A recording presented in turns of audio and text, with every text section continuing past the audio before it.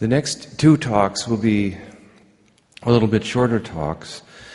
These are extremely important awards that ASLO offers, and before I talk about our first award talk today, I'd just like to encourage everyone. We have many deserving colleagues and several wonderful awards that can be given to our colleagues. And the awards committee accepts nominations any time of the year. And so please feel free to send in a nomination at any point. The next talk that will be given is in recognition of the John Martin Award, and it's to recognize a paper in aquatic sciences that is judged to have had a high impact on subsequent research in the field.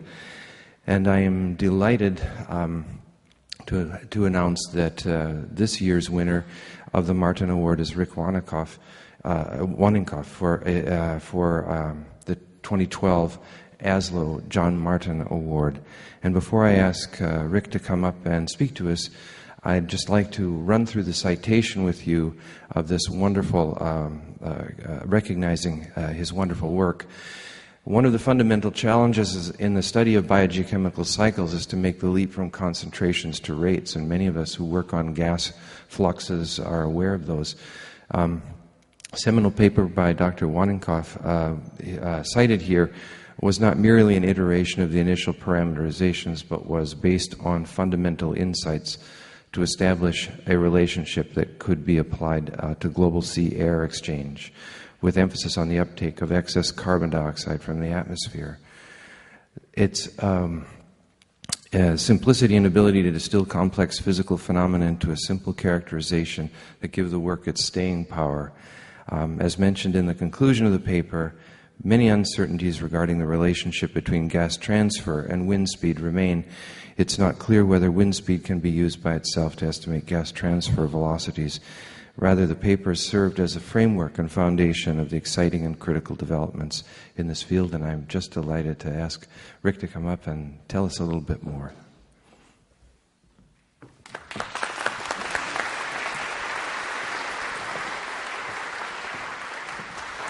Congratulations. Thank you very much, John.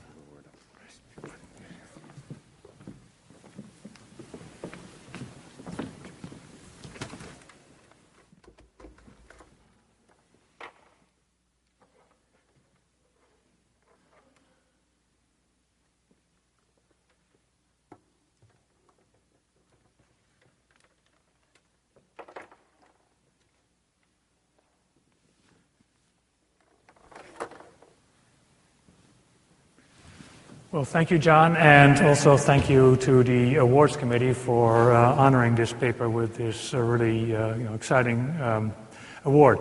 I'd also like to emphasize what John had mentioned, that a paper can be nominated any time by anyone, and the nominator, who you might not know, Rik Wanninkhof, was, when he nominated the paper, a graduate student at the University of Georgia, and I think that was one of the parts that really pleased me, is that the paper did have an impact not just on us old scientists, but also on a younger generation. As John mentioned, this is not an award for a person, but for the paper, so let me introduce the paper to you here. Before I start, I'd like to say a few words about John Martin, after which the award was named. Most of us will remember John Martin by his work on iron limitation of biological productivity in large parts of the ocean, and I think many of us have seen his very provocative quote that, "Give me a half a tanker of iron, and I'll give you the next ice age," suggesting that if we relieved trace nutrient limitation in the ocean by adding iron, we could basically increase biological production, decrease the CO2 concentration in the ocean, and then actually absorb a lot of the excess CO2 in the atmosphere. But John has done a lot of other seminal work, and I'd like to focus on his work on particle fluxes because it is in many ways related to the paper that I will be discussing. And What John did in an experiment called Vertex was that he basically created a very simple relationship between particle flux and depth, showing an exponential decrease with depth. And basically what he did is he provided a means to determine, extrapolate rates and fluxes by a very simple equation. And in this equation, again, he synthesized complex phenomena to simple relationships. And this is sort of, I think, distills sort of the essence of the paper that I'll be discussing. I think a few things are worth noting. Is one, it took a long time to get this published, and I think it was not just a slow editor, but was a lot of controversy about a fairly simple relationship. It was actually a full 3 years before it actually, after I submitted it, till it got accepted. Also, it seems to have it got cited by a remarkable number of people, so after the controversy, indeed was a useful paper, and it seems to have a remarkable staying power, which actually surprised me when I looked at the citation index as plotted by years, that people are, after 20 years, people are still citing it quite a bit. What I hope to do in the next couple of minutes is basically stress why this relationship has this staying power and the importance of sea-air gas transfer in carbon cycle research, which is my current research interest.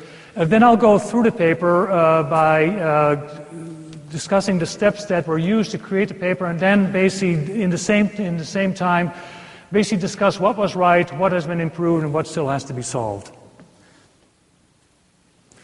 The importance of the sea-air gas transfer in carbon cycle research can be basically illustrated by an equation or by some cartoons.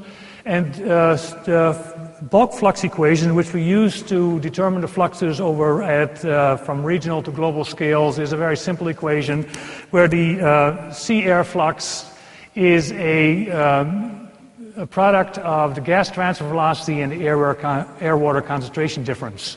And if we want to do this in cartoon form, this is some seminal work by Taro Takahashi at Lamont Doherty Earth Observatory, where he basically assembled a climatological PCO2 field. This one happens to be for a climatological June month, where we see areas which are in yellows and red are PCO2 sources, where the CO2 is coming out of the ocean. The areas in blue are areas called CO2 sinks, where the CO2 is going into the ocean because the concentration gradient is such that it goes into the ocean. When we multiply this delta PCO2 field, the air-water concentration difference or partial pressure difference, by a functionality for the gas transfer velocity, we get the flux. And for you in the back, particularly in the back, these two figures look very similar. So you say, well, what is this gas transfer velocity all about? And this can be illustrated quite simply if we use this Takahashi climatology and first apply what we believe is a reasonable parameterization of gas transfer wind speed, and we get a net global uptake of CO2 by the ocean of about 1.4 petagrams a year. If we now do the thought experiment and say, well, let's say there was no dependence on wind speed or gas transfer velocity, we'd actually get an uptake which was 4 times less. So it is 0.3 petagrams, illustrating that having some sort of parameterization of gas transfer is pretty important. And the reason for this was shown in the previous slide, is basically that there is a very strong relationship between the areas which are CO2 sources and CO2 sinks, and the average wind speed. It's areas where our CO2 sources are areas in the tropics and the equatorial area with low wind speeds, and areas which are strong CO2 sinks are areas with areas with high wind speed, so that not just the absolute magnitude, but also the formulation of the gas transfer with wind speed becomes very important. Now, this relationship ends up being a very simple one, but there was some thought put into creating it. And it was also not the first one. I think that's another important thing. There were quite a few relationships which were being developed in the mid-'80s, early '90s. But I think this was the only relationship which basically addressed, I think, some fundamental issues regarding this gas transfer velocity, particularly when we apply it on global scale. One is I assumed a functionality between gas transfer and wind over the ocean, used a global constraint on gas transfer velocity, linked this global constraint of the gas transfer velocity with a global average wind, accounted for changes in temperature on the gas transfer, and then included the impact of variability of the wind at average K. And I'll go through every point in the next few minutes. First of all, the functionality between gas transfer and wind speed over the ocean. I think it's very important to recognize that wind speed does not cause gas transfer over the ocean. It's a surface turbulence which does that, and it's apparent that it's pretty closely related to wind speed. There are a lot of places where this does not hold, and this was also mentioned within the paper that it's likely that the relationship only using wind speed to predict gas transfer velocity will be flawed.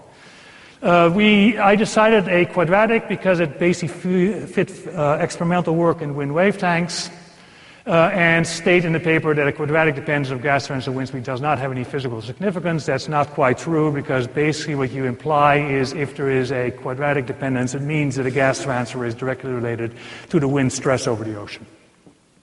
And this sort of leads to a point that even with a simple relationship, is aiding in getting a mechanistic understanding for gas transfer.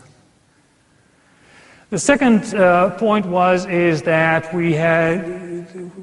I used a global constraint. We were kind of lucky in the late 50s, early 60s that we did a grand experiment by doing a lot of nuclear bomb tests, increasing the radioactive carbon-14 in the atmosphere by about twofold. That in the subsequent years basically invaded into the ocean, and by doing an inventory of carbon-14 bombs, which is something called bomb C14, in the ocean, we basically determined what the average gas exchange rate is. And this was done by Broker and colleagues, and basically used a simple two-box model and basically got to a target to get, this is the bomb C14 inventory, this is the uptake in the ocean. And then it was basically calibrated by observations based on a large geochemical survey called GeoSex. What has happened in the years since 1992 is that people did a better job at basically determining these inventories, and this inventory has basically gone downwards. There have been two different studies based on the original data, and there's a study based on the hydrographic survey called WOS in the 90s, where we did C14 measurements in the ocean. And so basically, this immediately points out is that the global constraint that I used has to be revisited.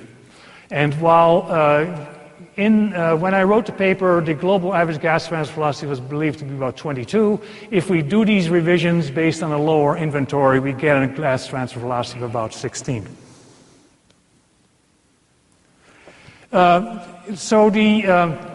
Then another issue was when I wrote the paper was that we really didn't have a very good knowledge of global wind speed.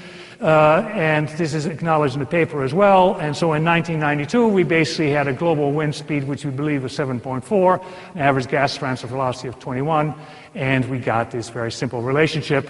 What has happened since then is that we have actually a much better understanding of wind speed and variability of wind speed over the ocean.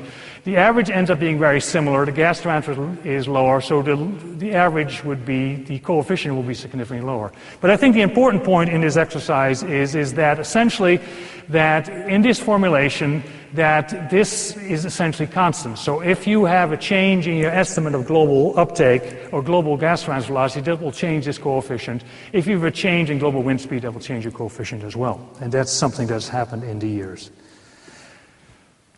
I won't go through the normalization of temperature, but we basically accounted for the effect of temperature on both molecular diffusion of the gas and the viscosity of the water with a dependency called Schmidt number.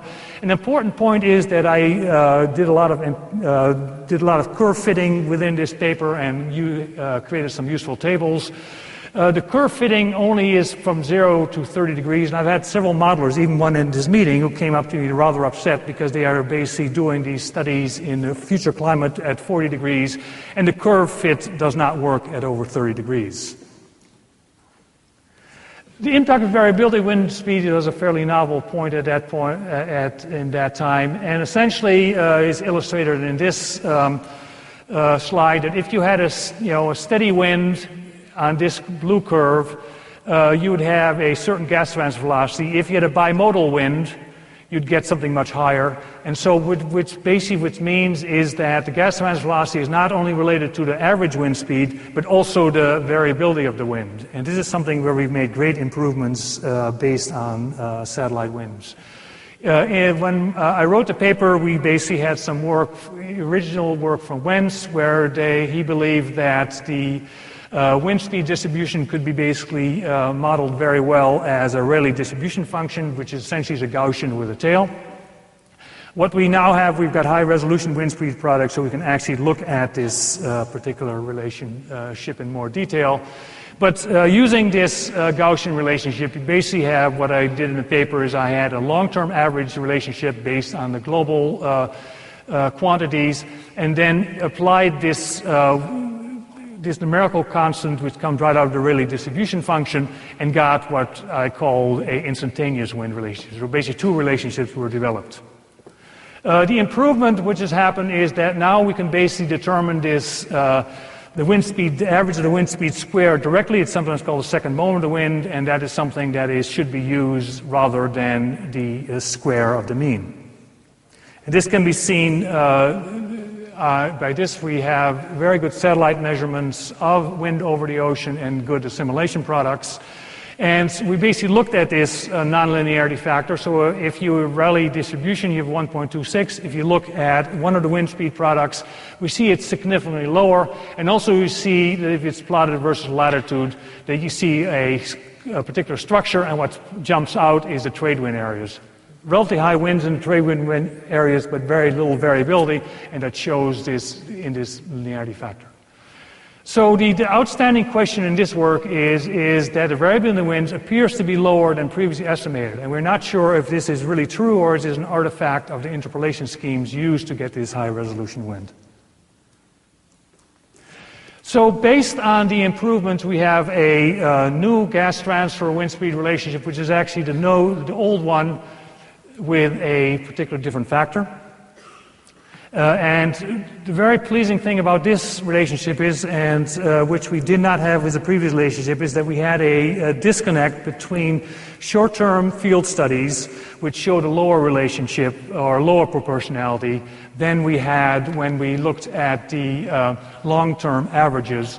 And this particular coefficient basically shows very good agreement between the global constraint and the individual field studies, which are shown as black dots. So let me wrap it up here. One thing that we did in a 2009 paper is we tried to sort of do a reconciliation of current knowledge into a simple relationship where we basically said, well, let's assume, it's called a hybrid model after a term that David Wolf mentioned. He said, well, let's assume that all processes that we sort of know about gas exchange play a role in the gas exchange velocity. And then I won't go through them, but it is basically they can all be related to wind speed except a constant. We basically created a polynomial function of gas transfer, and then basically did, which is this green line right here. And then what we actually looked at how well would a quadratic fit in this wind speed range. And you can see between 4 meters and 12 meters a second, you get a remarkably good correspondence between a polynomial and a quadratic, which basically indicates is that it can be looked at various ways. But I think the important thing is that you still, for global phenomena, using a quadratic dependence seems to be a reasonable approach. So the closing thoughts is basically that simple parameterization of complex phenomena are very useful. Their utility are primarily for global scale fluxes. I hope I could instill on that. And then there have been significant advances made in the field, but a quadratic is still an adequate representation for global wind speed relationships. And I'm sort of ending up with some work that we are currently doing on a regional assessment where we are comparing model exercises, model output of global CO2 uptake with an empirical relationship using a quadratic dependence over time, and seeing the remarkable good correspondence between these different methods. Thank you.